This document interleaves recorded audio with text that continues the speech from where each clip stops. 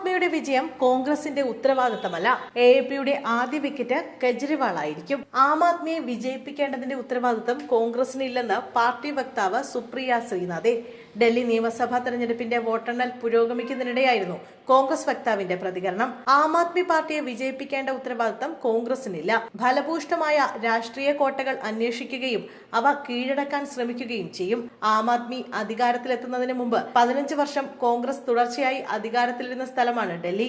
സുപ്രിയ പറഞ്ഞു. ആം ആദ്മി പാർട്ടിയുടെ ആദ്യത്തെ വിക്കറ്റ് കെജ്രിവാൾ ആയിരിക്കുമെന്ന് കൽക്കാജി നിയമസഭാ സീറ്റിൽ നിന്നുള്ള കോൺഗ്രസ് സ്ഥാനാർത്ഥി ആൽക്കാലാംബെ പറഞ്ഞു. ഡൽഹിയിൽ ആം ആദ്മി പാർട്ടിയുടെ പതനം അരവിന്ദ് കെജ്രിവാളിലൂടെ ആയിരിക്കും ആരംഭിക്കുക.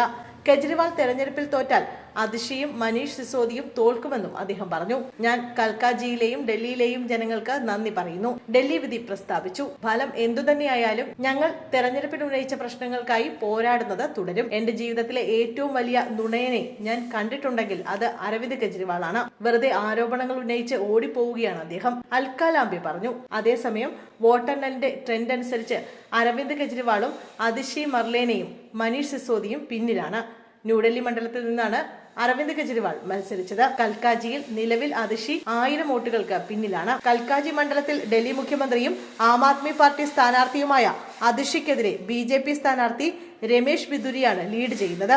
ഇവിടെ കോൺഗ്രസ് സ്ഥാനാർത്ഥി അൽക്കേലാംബ 3ാം സ്ഥാനത്താണ്.